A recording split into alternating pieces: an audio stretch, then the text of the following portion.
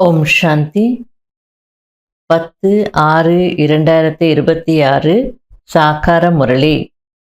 இன்று சிவ பகவான் கூறுகிறார், இனிமையான குழந்தைகளே, சிவ்பாபா மற்றும் பிரம்மா பாபா இருவருடைய வழிமுறையும் பிரசித்தமானது.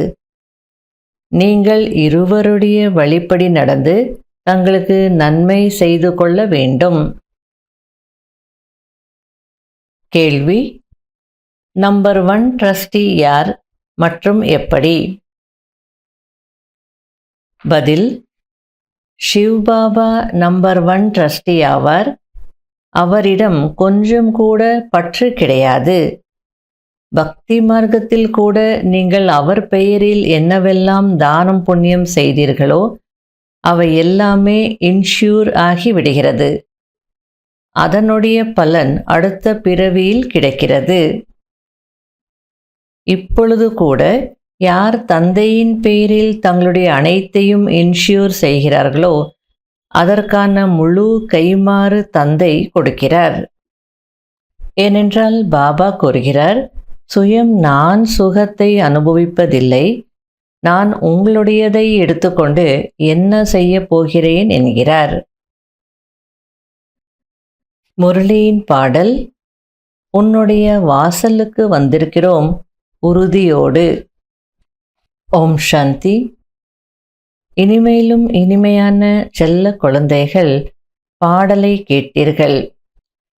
யார் தந்தையினுடையவராக ஆகிறார்களோ அவர்கள்தான் குழந்தைகள் என்று அழைக்கப்படுகிறார்கள். இது கடைசி இறந்து வாழும் பிறவி என்று தந்தை புரிய வைத்திருக்கிறார். உயிருடன் வாழ்ந்து கொண்டே தந்தையினுடையவராக ஆக வேண்டும். ஸ்ரீமத் என்று பாடப்பட்டிருக்கிறது என்பதை குழந்தைகள் அறிந்திருக்கிறீர்கள். உயர்ந்ததிலும் உயர்ந்தவர் நம்முடைய தந்தை ஆவார். மனிதர்களை பதித பாவனர் என்று சொல்ல முடியாது. சத்யுகத்தில் பதித பாவனரை வாருங்கள் என்று சொல்ல மாட்டார்கள். தூய்மையற்றவர்களை தூய்மையாக்கக்கூடியவர் ஒரே ஒரு தந்தைதான். அவருடைய ஸ்ரீமத் படி நீங்கள் நடந்து கொண்டிருக்கிறீர்கள். பிரஜாபிதா பிரம்மாவின் வழியும் பிரசித்தமானது. அதனால்தான் பக்தி மார்க்கத்தில் எவ்வளவு சொல்லியும் மாறலை, திருந்தவே இல்லை அப்படின்னா அந்த ஆண்டவன் தான் உன்னை திருத்தணும் அப்படின்னு சொல்லுவாங்க. அல்லது அந்த பிரம்மந்தான் உன்னை திருத்தணும், உன்னை மாற்றணும் அப்படின்னு சொல்லுவாங்க. அப்படின்னா சிவ்பாபா பிரம்மா மூலமாக ஞானம் கொடுத்து ஸ்ரீமத் கொடுத்து எல்லாரையும் மாற்றி இருக்கிறார். ஆகையில சிவ்பாபாவுடைய வழியும் ஃபேமஸ் தான், பிரம்மா பாபாவுடைய வழியும் ஃபேமஸ் தான். சிவ்பாபா பிரசித்தமானவர். அவர் என்ன வழி கூறுகிறாரோ என்ன செய்கிறாரோ அது சரியாக தான் இருக்கும். அந்த அளவுக்கு நம்பிக்கை இருக்கணும். இந்த பிரம்மாவிற்கும் கூட இப்படி செய் என்று வழி கூறுகிறார். உங்களுடைய சம்பந்தம் சிவ்பாபாவுடன் இருக்கிறது. பிரம்மாவும் உங்களுக்கு வழி சொல்றார், இருந்தாலும் உங்களுடைய கனெக்ஷன் சிவ்பாபாவோடு தான் இருக்கு அப்படின்றார். யாருடைய அவகுணத்தையும் பார்க்கக்கூடாது, ஸ்ரீமத் படி நடக்க வேண்டும். சிவ்பாபாவோ நிராகாரமானவர். இது அவருடைய வீடு கிடையாது. நீங்கள் இங்கு பழைய வீட்டில் இருக்கிறீர்கள். பிறகு சொர்க்கத்திற்கு சென்று உங்களுடைய வீட்டில் இருப்பீர்கள். நானோ இருக்க மாட்டேன் என்று சிவ்பாபா கூறுகிறார். இச்சமயம் சிறிது நேரத்திற்காக இங்கு வருகிறேன். நீங்கள் உண்மையிலும் உண்மையான மீட்பு படையினர். சுப்ரீம் ஆத்மா நாடகத்தின் திட்டப்படி போன கல்பத்தை போலவே டைரக்ஷன் கொடுத்து கொண்டிருக்கிறார். இரவும் பகலும் ஆழமான விஷயங்களை கூறிக்கொண்டே இருக்கிறார். புதியவர்கள் யாரும் இதை புரிந்து கொள்ள முடியாது. நான் பக்தி மார்க்கத்தில் என்ன செய்கிறேன் என்பதை தந்தை அமர்ந்து புரிய வைக்கிறார். பக்தி மார்க்கத்தில் கூட இன்சூரன்ஸ் செய்கிறேன். ஈஸ்வரனின் பெயரில் தானம் புண்ணியம் செய்கிறார்கள் அல்லவா? இறைவனின் பெயரில் தானம் புண்ணியம் செய்திருக்கிறார்கள். ஆகையால் இறைவன் பெரிய வீட்டில் பிறவி எடுக்க வைத்திருக்கிறார் என்று சொல்லுவார்கள். பக்தி மார்க்கத்தில் தர்மாத்மாக்கள் நிறைய பேர் இருக்கிறார்கள். அதாவது தானம் தர்மம் செய்யக்கூடியவர்கள் நிறைய பேர் இருக்கிறார்கள். இறைவனின் பெயரில், ஸ்ரீ கிருஷ்ணரின் பெயரில் தானம் புண்ணியம் செய்கிறார்கள். சிவார்ப்பணம், ஈஸ்வரார்ப்பணம் அப்படின்னு இறைவனுடைய பெயர் சொல்லி ஏழைகளுக்கோ அனாதைகளுக்கோ தானம் புண்ணியம் செய்வாங்க. எனவே நான் குழந்தைகளுக்கு அடுத்த பிறவியில் அல்ப காலத்திற்கான பலனை கொடுத்து கொண்டே வந்திருக்கிறேன் என்று தந்தை புரிய வைக்கிறார். நல்லதோ கெட்டதோ பலன் கிடைக்கிறதல்லவா? எவ்வளவு இன்சூரன்ஸ் ஆகியது! யார் எப்படி கர்மம் செய்கிறார்களோ அதற்கேற்ற பலன் கிடைக்கிறது. மாயை தவறான காரியம் செய்விக்கிறது. ஆகையால் நீங்கள் துக்கம் அடைகிறீர்கள்.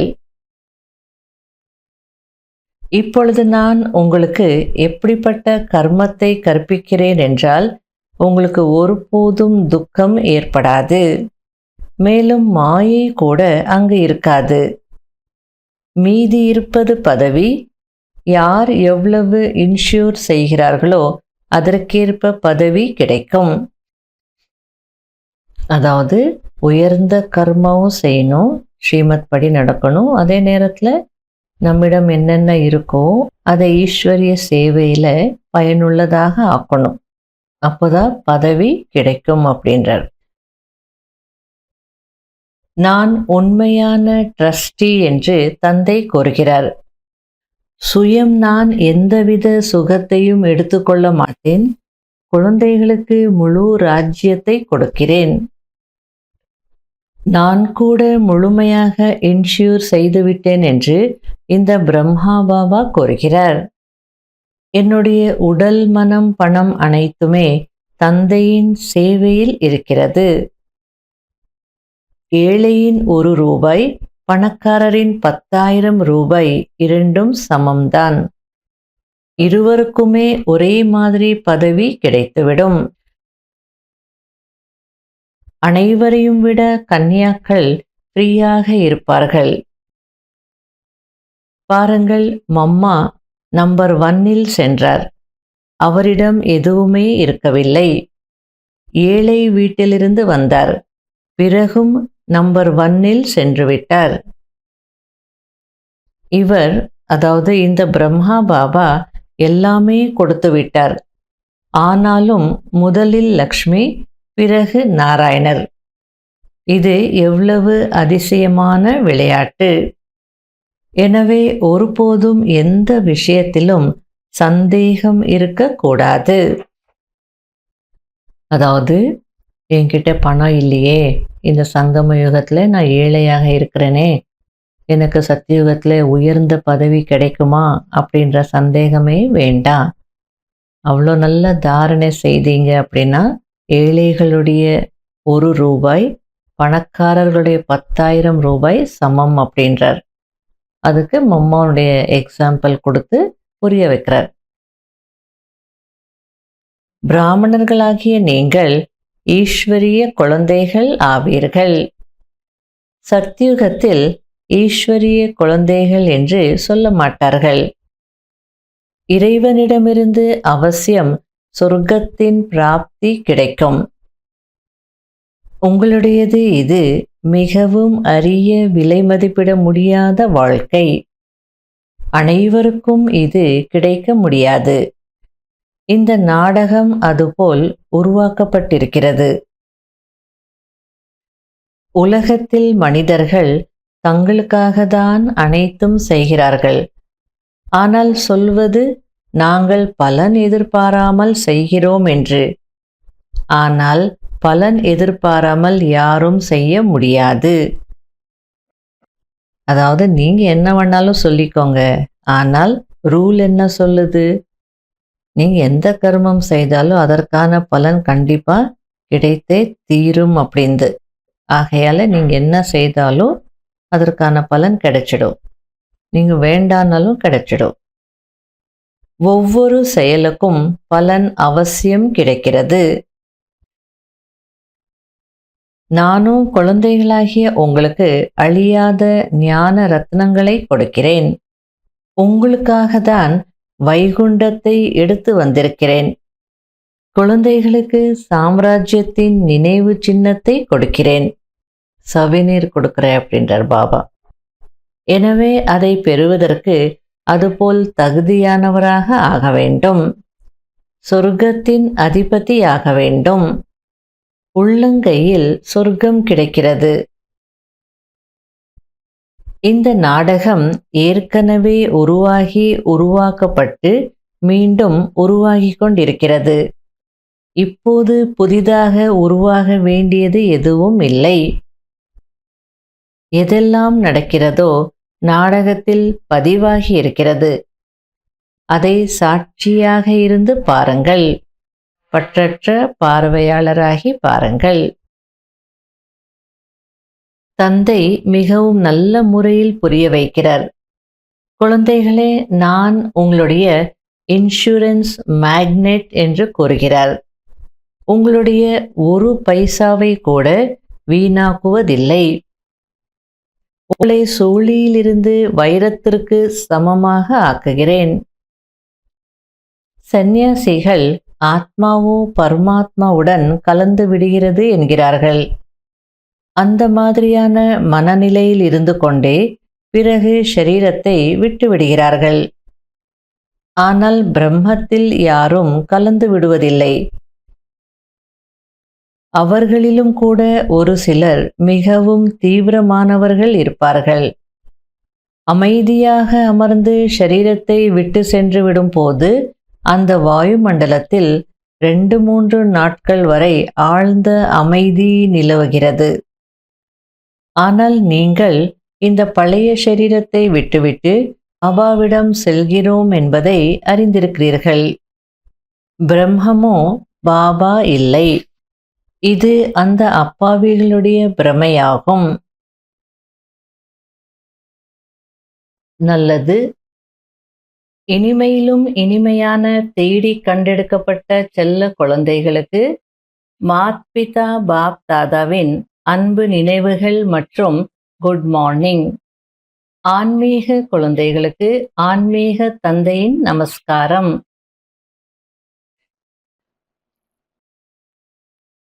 கடைபிடிக்க வேண்டிய முக்கியமான சாராம்சம்.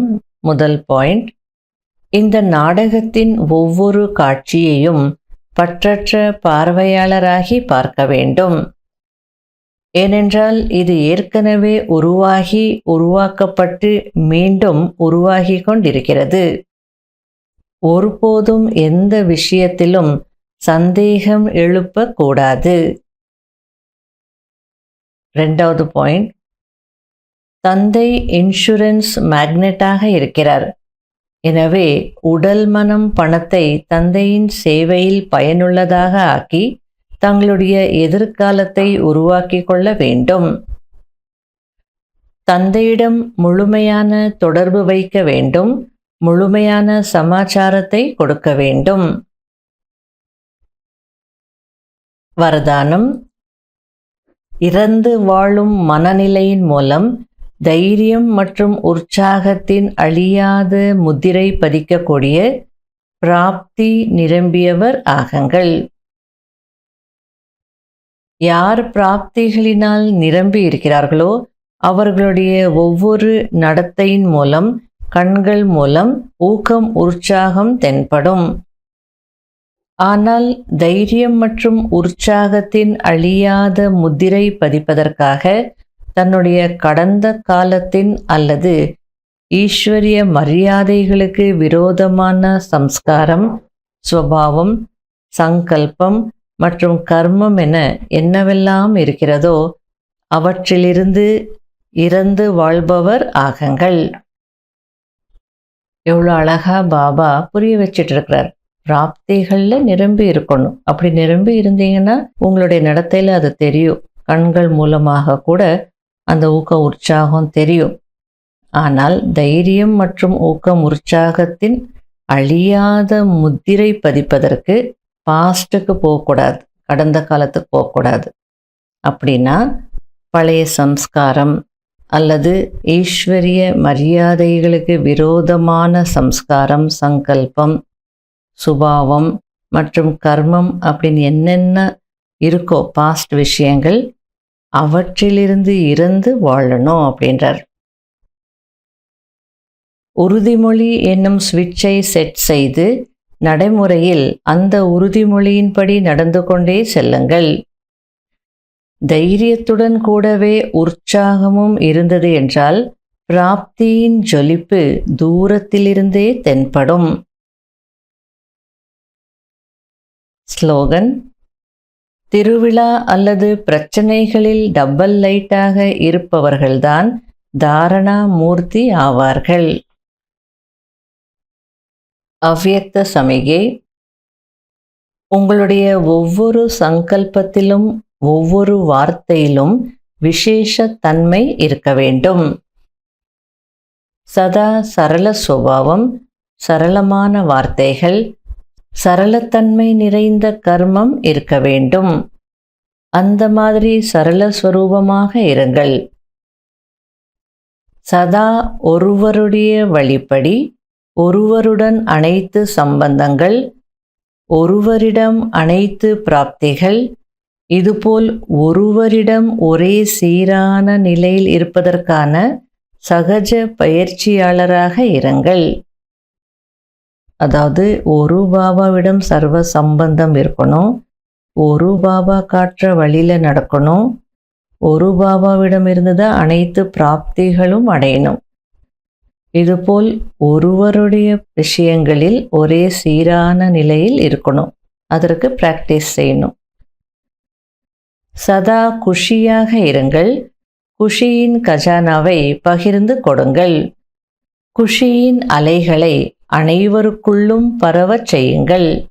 இதுவே உண்மையான சேவையாகும்.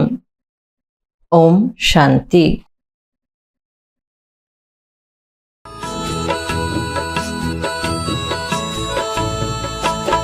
சதா குஷி என்றோ எங்கள் ஞான வாழ்விலே, சதா குஷி என்றோ எங்கள் ஞான வாழ்விலே, பரந்தாமம் செல்வோம் வாருங்களே, பரந்தாமம் செல்வோம் வாருங்களே. கார்மேகமே எங்கள் வான் மீதிலே, கார்மேகமே எங்கள் வான் மீதிலே, ஞான துளியாக பனியாக விழுகின்றது, ஞான துளியாக பனியாக விழுகின்றது. சதா குஷி என்றோ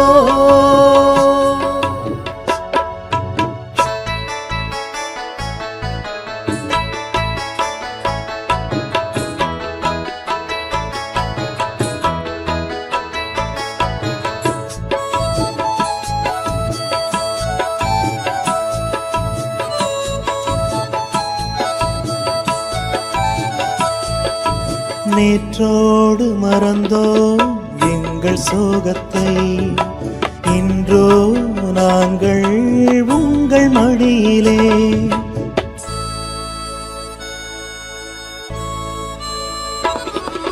நேற்றோடு மறந்தோம் எங்கள் சோகத்தை, இன்றோ நாங்கள் உங்கள் மடியிலே. ஆயிரம் கனவுகளை கண்களிலே, ஆயிரம் கனவுகளை கண்களிலே ஏந்தியே நாங்கள் ஆடிடுவோம். சதா குஷி என்றோ எங்கள் ஞான வாழ்விலே, பரந்தாமம் செல்வோம் வாருங்களே.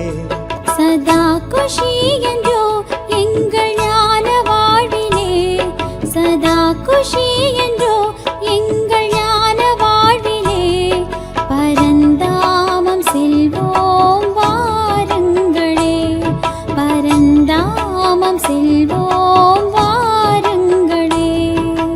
கார்மேகமே எங்கள் வான் மீதிலே, கார்மேகமே எங்கள் வான் மீதிலே, ஞான துளியாக பனியாக விழுகின்றதே, ஞான துளியாக பனியாக விழுகின்றது. சதா குஷி என்ற